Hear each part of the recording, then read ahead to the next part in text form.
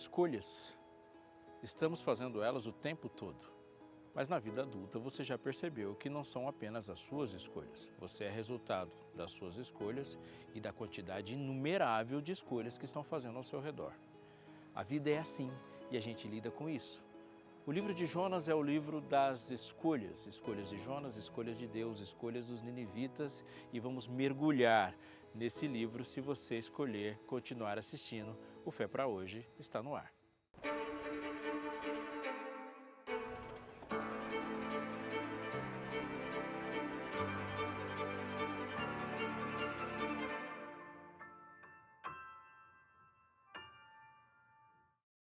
Estamos de volta e você precisa atentar para o que eu vou te dizer agora. Anota esse número, 0 operadora 12 21 27 3121. Anotou? O que ele se trata? É a maneira como você vai se conectar com a maior e melhor escola do mundo. Pensa, são 2000 anos de conhecimento acumulado que vão chegar até a sua casa com milhares de alunos satisfeitos. Se você ligar para esse telefone, o caminho já está aberto para você, mas você pode fazer uma outra coisa também. Acesse o site biblia.com.br e ali você vai saber todas as informações para que este material, Jesus, o restaurador da vida, que é o guia de estudos da escola, passe pela sua mão e da sua mão mude a sua vida. Você pode também, de maneira mais fácil ainda, apontar o seu celular para o QR Code que está aparecendo aqui na sua tela. Apontando o celular, o caminho leva você a essa escola, a melhor do mundo, totalmente gratuita. Faça isso agora. Não escolhemos as feições de alguém, seu cabelo, voz, olhos, mas a nossa escolha vai muito além disso. Simplesmente escolhemos se um ser humano vai ou não existir. Estima-se que tomamos mais de 2000 escolhas por hora, ou seja, nossas escolhas são mais frequentes do que a nossa capacidade de estarmos conscientes das escolhas que estamos fazendo. É verdade, temos mais consciência dela quando estamos votando, por exemplo, ou começamos um relacionamento mais profundo ou se terminamos um relacionamento. Podemos questionar a abrangência do impacto dessas escolhas, mas não podemos negar que elas alcançam uma esfera para muito além de nós. O mundo que a gente está vivendo hoje ele é resultado de algumas revoluções que o formaram. Você pode não ter se concentrado tanto nisso nos últimos momentos, mas lidamos com muitas ias e ismos o tempo todo. Vivemos num momento democrático, num mundo ocidental e democrático cheio de ismos. Esses ismos foram construídos em revoluções que focaram na possibilidade e na capacidade que as pessoas têm que ter de fazer escolhas. Essas escolhas se tornaram conscientes. As estruturas que se formaram nesse mundo, desde a Revolução Inglesa, passando pela Francesa, a Revolução Americana, aconteceram com muito sangue, com muito suor e com muita pólvora para que as escolhas de fato aconteceram. E a gente classifica hoje a maneira como os governos e estados se organizam pela capacidade de escolhas que eles podem dar aos seus cidadãos. O dia 28 de junho de 1914 poderia ser um dia comum como qualquer outro, se não fosse por algumas contundentes escolhas dentre as 2000 por hora que os personagens que compõem a trupe dramática deste mundo fazem. Um jovem estudante sérvio de 19 anos estava numa pastelaria. Dos últimos meses, anos talvez, suas convicções políticas haviam ocupado espaço suficiente na sua mente e formulado possíveis soluções. Uma delas era a morte do herdeiro do trono austro-húngaro, o arquiduque Francisco Ferdinando. Alguém escolheu jogar uma granada. Alguém escolheu visitar o hospital onde as vítimas da granada foram atendidas. Alguém escolheu manobrar perto da Ponte Latina. Alguém escolheu puxar o gatilho. Um tiro, em 1914, e o fim da Primeira Guerra Mundial somente em 1918, com quase 10 milhões de combatentes mortos. As revoluções que formaram o mundo contemporâneo, elas podem ser classificadas em revoluções que focam na escolha. A Revolução Francesa, as revoluções inglesas, a Revolução Americana. A história se construiu da modernidade para cá com homens e mulheres que, no seu pensamento, pensaram também na maneira como o Estado deveria dar aos seus cidadãos o poder e a responsabilidade das escolhas que tomam.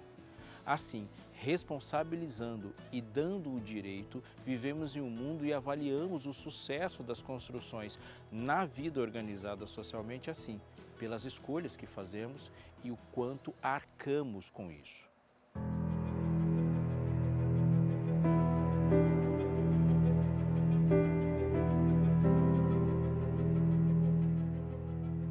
A vida é feita de escolhas e as escolhas fazem a vida. Mas é muita escolha, de todo mundo. O nível de complexidade desses cruzamentos é tão grande que é necessário ter uma sabedoria onisciente para a gente ter um panorama compreensivo de tudo. Fatores hormonais, sociais, econômicos, ecológicos estão influenciando e agindo ativamente em todas elas. Assim, na economia, no privado e no amor. As escolhas estão aí. No amor e na guerra, alguém disse, vale tudo. É por isso que quando a gente está disputando amor, a gente bota para quebrar. Aquemênida, em 525 a.C., na sua genialidade administrativa e bélica, ao enfrentar o Egito, por exemplo, usou gatos na guerra.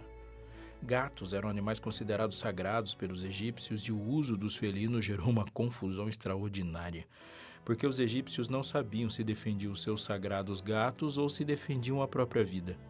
Isso deu uma vantagem considerável para os persas, governados por Cambises II. Adolf Hitler, na Guerra Civil Espanhola, usou de recursos absurdos, causando um estrago humano fora do comum. Ao voltar um pouco na história e pensar na maneira como o general cartaginês Aníbal Barca, na Segunda Guerra Púnica, ou seja, as guerras contra os fenícios no norte da África, subindo contra a Península Itálica, usou de muitos recursos, como, por exemplo, colocar serpentes em vasos e lançá-los contra os navios romanos. A confusão que as serpentes causaram andando entre um navio e outro gerou uma enorme vantagem também para eles. As convenções que aconteceram em Genebra atravessaram meio século, chegando até a metade do século XX com o objetivo: colocar regras na guerra. E ela foi bem sucedida. Hoje a gente avalia as guerras pelas regras também que elas se seguiram, como elas foram aplicadas, e não pode mais fazer qualquer coisa numa guerra. Depois da Convenção de Genebra, a gente até poderia dizer que no amor e na guerra vale tudo. Mas na guerra já não vale tudo. Então o amor anda mais perigoso do que a guerra. Quando a gente fala de amor e fala de guerra, nós estamos falando de dar ou tirar escolhas de alguém. A verdade é que se você ama, você sabe uma coisa: ninguém foi capaz de obrigar você a amar. Amor é uma escolha. Ninguém pode obrigar a amar e ninguém pode desobrigar alguém a amar também.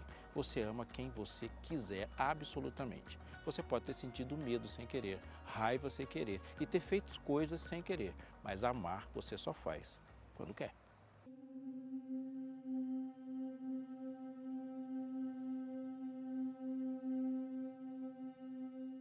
O livro de Jonas conta a história que traz a narrativa do profeta que lhe dá o nome. É uma história sobre amor e sobre guerra.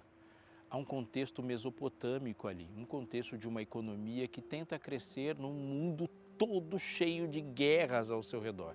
Assim está Israel e assim também está Nínive, disputando espaços, água, agricultura, e duas nações, um momento, vão se encontrar na vida desse profeta que é levado a dar a Nínive uma nova escolha. Jonas capítulo 1, de 1 a 4 diz: a palavra do Senhor veio a Jonas, filho de Amitai, dizendo: levante-se, vá à grande cidade de Nínive e pregue contra ela, porque a sua maldade subiu até a minha presença. Jonas se levantou, mas para fugir da presença do Senhor, para Tarsis. Desceu a Jope e encontrou um navio que ia para Tarsis. Pagou a passagem e embarcou no navio para ir ter com eles para Tarsis, para longe da presença do Senhor. Mas o Senhor lançou sobre o mar um forte vento e levantou-se uma tempestade tão violenta que parecia que o navio estava a ponto de se despedaçar. Então os marinheiros ficaram com medo e clamavam cada um ao seu Deus. Lançaram no mar a carga que estava no navio para que ele ficasse mais leve. Jonas, porém, havia descido ao porão do navio e ali se deitado e dormia profundamente. Jonas era o homem certo fazendo o que ele achava ser certo. O que ele achava ser certo, Deus achava errado. A escolha de Jonas e a de Deus se confrontaram e Jonas foi parar na barriga do peixe. Jonas capítulo 1, do verso 7 em diante, diz: os marinheiros diziam uns aos outros: vamos lançar sortes para descobrir quem é o culpado desse mal que caiu sobre nós. Lançaram sortes e a sorte caiu sobre Jonas. Então lhe disseram: agora nos diga, quem é o culpado por este mal que nos aconteceu? Qual é a sua ocupação? De onde você vem? Qual é a sua terra e de que povo você é? Jonas respondeu: eu sou hebreu e temo o Senhor, o Deus do céu, que fez o mar e a terra. Então os homens ficaram com muito medo e lhe perguntaram: que é isso que você fez? Pois aqueles homens sabiam que Jonas estava fugindo da presença do Senhor, porque ele lhes havia contado. Então lhe perguntaram: o que devemos fazer com você para que o mar se acalme? Disseram isso porque o mar ia se tornando cada vez mais tempestuoso. Então Jonas respondeu: peguem-me e me lancem no mar, e o mar ficará calmo, porque eu sei que por minha causa essa grande tempestade caiu sobre vocês. E, em vez disso, os homens remavam, esforçando-se por alcançar a terra, mas não podiam, porque o mar ia se tornando cada vez mais tempestuoso contra eles. Então clamaram ao Senhor e disseram: ah, Senhor, rogamos-te que não nos deixes perecer por causa da vida deste homem e não faças cair sobre nós este sangue inocente, porque tu, Senhor, fizeste o que foi do teu agrado. Em seguida, os marinheiros pegaram Jonas e o lançaram no mar, e a fúria do mar se acalmou. Então esses homens temeram muito o Senhor e ofereceram sacrifícios ao Senhor e fizeram votos. O Senhor ordenou que um grande peixe engolisse Jonas, e Jonas esteve 3 dias e 3 noites no ventre do peixe. O fato de Jonas ser um ser humano que foi engolido por um peixe no fundo do mar é extraordinário, é fantástico, mas não é a única peculiaridade do livro. Ele se destaca porque é o único livro de um profeta da Bíblia que sai para pregar fora do povo da Bíblia. Os profetas todos falam para Israel, com Israel. Jonas vai falar fora, para ninivitas. Essas coisas fantásticas não são um desafio só para Jonas. Só por ler o livro você já foi desafiado a escolher. Sim, escolher crer. O livro de Jonas é um dos livros mais atacados por aqueles que descreem da Bíblia, dizendo da possibilidade, ou melhor, da impossibilidade de uma pessoa estar no fundo do mar e ser engolido por um peixe e depois ser vomitado por um peixe. Isso é o tipo de coisa que não acontece. Não, isso não é só um questionamento. Isso é um toque na crença. Porque crer num Deus que cria o planeta falando é um tipo de coisa que não acontece. Crer em alguém que está morto há 4 dias e saiu de lá com um comando de voz também são coisas que não acontecem. Alguém sair do céu e vir à terra, buscar os salvos e levar de volta numa viagem cósmica é uma coisa que não acontece. A Bíblia é o livro das coisas que não acontecem. Então, se Deus criou o mundo falando, é fácil, pleno, tranquilo crer que ele é capaz de mandar um peixe engolir um profeta no fundo do mar. A grande questão não é se isso é real ou não, mas se você crê num Deus capaz de fazer coisas extraordinárias ou não. Se você crê, está tranquilo, Jonas ser engolido. O fantástico no livro, de fato, é a misericórdia, é a sabedoria de Deus agindo sobre tudo. O grande personagem do livro, longe de ser Jonas ou o grande peixe, é Deus, sem dúvida. E a sua relação com os poderes da natureza, com os animais e principalmente com os povos. Mas o que chama a atenção é que Jonas é um profeta engolido por um peixe no meio da história. E isso faz com que o livro esteja assim sob o julgamento do leitor. E muitas pessoas olham e o desclassificam como um livro digno de leitura, como um livro normativo, e colocam a Bíblia em xeque por causa dessa história pouco crível e dessa narrativa incomum. O livro de Jonas proporciona um desafio duplo ao leitor. O primeiro é o de crer no sobrenatural e nas ações soberanas de Deus sobre tudo que existe. Deus age sobre a planta, sobre o peixe, sobre o mar, sobre tudo. O segundo grande desafio é o desafio de aceitar a Deus como Ele é. Jonas desenha um projeto mesmo de um Deus como ele imagina que seja. E Deus se recusa a ser o Deus desenhado por Jonas. Deus como Ele é, e se apresenta como soberano. O desafio da crença de Jonas é o desafio da sua também. Deus não se transforma para ser aceito. Ele se propõe a transformar aqueles que vão viver a vida com ele. Jonas é o livro das escolhas. Deus dá escolhas a mais o tempo todo. Jonas escolheu morrer ao pedir para ser atirado no mar. Deus escolheu salvar. Os ninivitas escolheram uma vida profana que os levaria a um colapso completo. Deus escolheu dar uma nova chance. Aqueles barqueiros viveram a vida conforme as suas escolhas e indo para um destino que eles escolheram. Deus escolheu se manifestar na vida deles, na tempestade, e dando a eles a escolha de crer num Deus verdadeiro. Jonas, assim, é o livro das escolhas o tempo todo para todas as pessoas. Jonas capítulo 3 começa assim.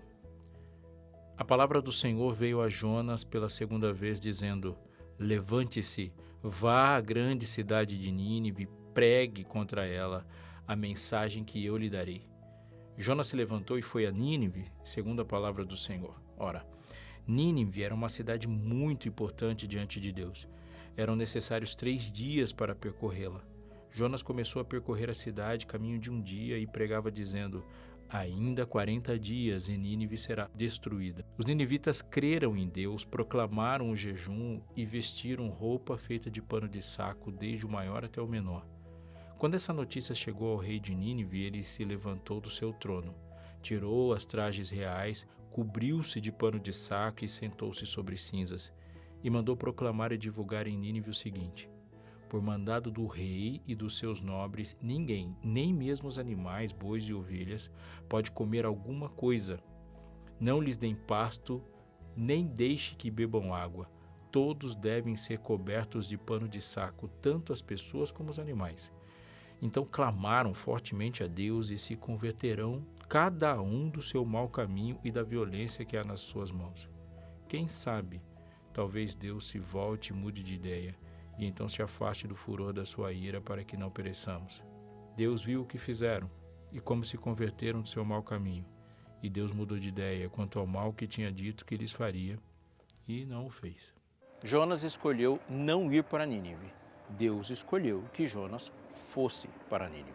Jonas escolheu ser atirado no mar para morrer. Deus escolheu que Jonas não morreria no fundo do mar e escolheu que Jonas fosse salvo e vomitado na praia. Jonas escolheu que os habitantes de Nínive morressem em juízo. Deus escolheu salvar os habitantes de Nínive. O choque de escolha está aí o tempo todo, mas a liberdade que Jonas tem não impede que as escolhas de Deus sejam levadas a cabo. Jonas não escolhe sobre a planta, a escolha é de Deus. Também não escolhe quando a planta cresce, cobre, vive ou seca. Deus escolheu isso tudo. O choque coloca diante de nós onde nós estamos nas escolhas que temos e onde Deus está nas escolhas que Ele também tem. Crer num Deus de verdade é crer num Deus que também está escolhendo.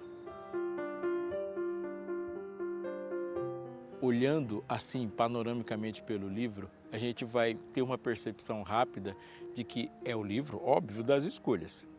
Mas parece que as escolhas de Deus vão se impondo sobre as escolhas de Jonas. Jonas vai escolhendo outras coisas e essas escolhas simplesmente não se alinham. E todo mundo no livro obedece, as coisas inteligentes e as não inteligentes. Elas vão obedecendo todas, em todo momento, menos o profeta. O mar obedece, os marinheiros obedecem, o verme obedece, o peixe obedece, os ventos obedecem, os ninivitas obedecem. Jonas desobedece. As escolhas de Jonas e as escolhas de Deus simplesmente não se alinham. E aqui está a guerra no livro. É a guerra de Deus de conquistar a vontade de Jonas para que essas escolhas estejam na mesma direção. Jonas, no capítulo 4, a partir do verso 6, diz: então o Senhor fez crescer uma planta por cima de Jonas, para que fizesse sombra sobre a sua cabeça, a fim de o livrar do seu desconforto. E Jonas ficou muito contente por causa da planta, mas no dia seguinte, ao amanhecer, Deus enviou um verme que atacou a planta e ela secou. Quando o sol nasceu, Deus fez soprar um vento leste muito quente. O sol bateu na cabeça de Jonas de maneira que ele quase desmaiou. Então pediu para morrer, dizendo: para mim é melhor morrer do que viver. Então Deus perguntou a Jonas: você acha que é razoável essa sua ira por causa da planta? Jonas respondeu: é tão razoável que até quero morrer. E o Senhor disse: você tem compaixão da planta que não lhe custou nenhum trabalho? Você não a fez crescer. Numa noite ela nasceu e na noite seguinte desapareceu. E você não acha que eu deveria ter muito mais compaixão da grande cidade de Nínive, em que há mais de 120.000 pessoas que não sabem distinguir entre a mão direita e a mão esquerda e também muitos animais?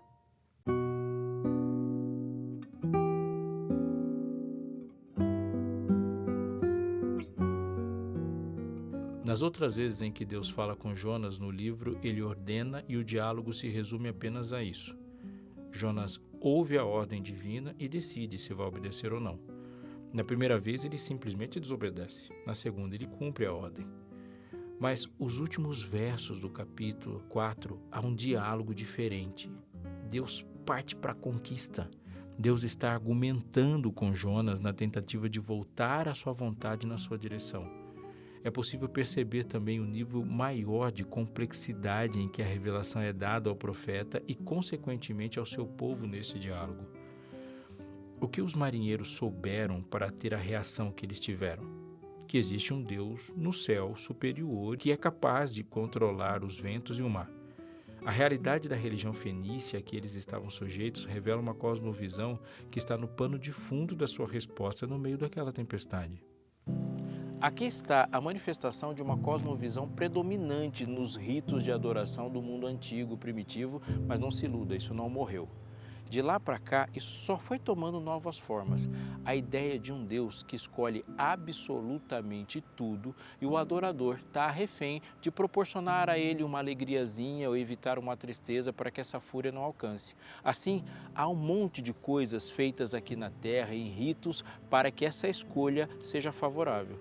Mas andando junto há a competição de uma outra cosmovisão tão errada quanto a de um adorador que usa um controle remoto. Ele escolhe as coisas aqui e Deus age lá. O poder não está em mim, mas as escolhas sobre tudo estão. Você pode perceber isso em cosmovisões que estão aí o tempo todo e em muitas sociedades, mesmo que se manifeste de outra forma.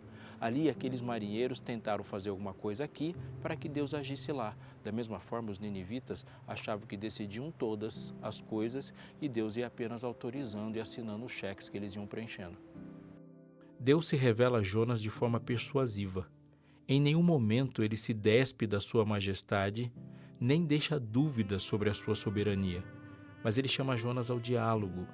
Deus está de fato num processo de conquista ao coração do seu profeta. O Deus da Bíblia, ao contrário dos deuses que moldaram as cosmovisões dos povos ao redor do povo de Deus, essas cosmovisões que permanecem em atuação até hoje, o Deus da Bíblia é o Deus do relacionamento. É um Deus que se revela no diálogo, que espera adoração consciente e voluntária, inteligente, alegre e por amor. O Deus de Israel, revelado a Jonas, não compartilha atributos ou ações ou mesmo decisões que ele reserva exclusivamente para si. Não se molda à expectativa do pecador, mas é o Deus profundamente interessado nas emoções, aflições, angústias, desejos, os planos, os projetos dos seus adoradores. É o Deus da palavra, do relacionamento. É o Deus que permite escolhas e revela as responsabilidades sobre o poder para executar essas escolhas. Por que não decidimos tudo sozinhos? A resposta é simples, porque estamos em um relacionamento. Deus não deixou você escolher todas as coisas porque você relaciona-se com Ele. Você escolhe e Ele também.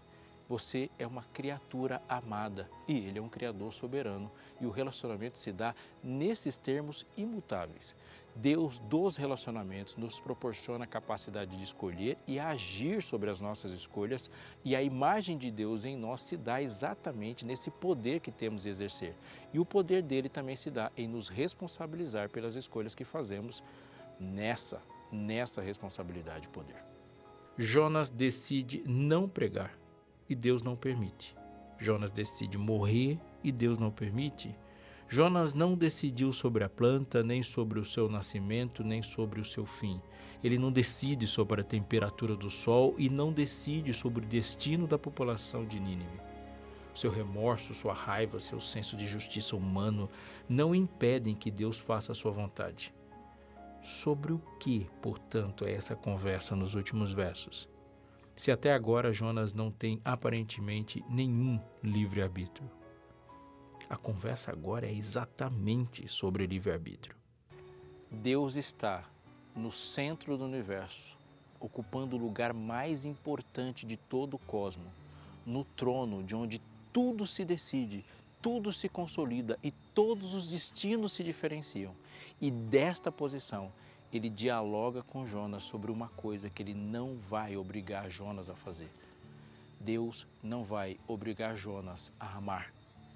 Do trono do universo, Deus dialoga e numa guerra pela conquista do coração de Jonas, ele garante e posiciona-se nessa garantia para que Jonas livremente escolha. O amor e a guerra são feitos de escolhas e a guerra de Deus é para conquistar a escolha de Jonas. Você pode sofrer, chorar, se entristecer, se alegrar, ser perseguido ou até perseguir por escolhas que você não fez. Mas amar é uma escolha exclusivamente sua. Inclusive, amar aquele que te persegue, amar aquele que te entristece ou não amar aquele que te alegra. É exclusivo do seu coração.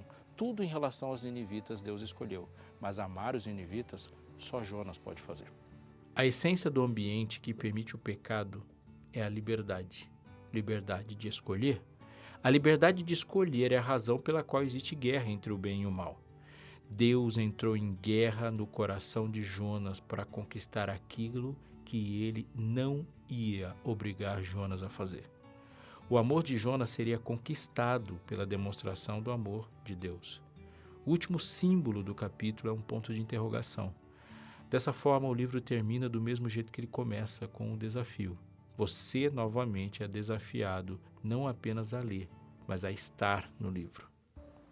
Nesse momento, Jonas simplesmente desaparece da história para que você assuma o lugar dele. Jonas não responde. Todas as respostas de Jonas já foram dadas. Neste momento, o personagem assume o seu lugar de fato no livro. Ele passa a ser você. Da mesma maneira que Deus deixou que as escolhas todas acontecessem, no último momento do livro, ele também deixa que você escolha. Você vai responder. Jonas para que você diga se o amor vai triunfar ou não. Jonas parou de falar e você começou. O amor cresce num ambiente de escolhas. O grande conflito entre o bem e o mal se dá nesta base. Você não escolheu quem seriam seus pais. Essa escolha você não teve. Mas hoje você está escolhendo a cada segundo se vai amá-los ou não, a despeito do que eles foram para você. Você pode não ter escolhido o salário que você ganha onde você trabalha, mas você pode escolher qual é o nível de competência e de que efeito você vai causar nas pessoas que estão perto de você. Essa escolha é sua. Você pode não ter escolhido o lugar que você mora, mas escolhe ser a bênção ou não para este lugar. Você não escolheu o Evangelho. Ele já existia antes de você, mas você escolhe se vai aceitá-lo ou não. Você pode não ter escolhido sobre como é Deus. É óbvio que Ele não deixou essa escolha para você. Mas hoje, neste segundo, você está escolhendo se o ama ou não.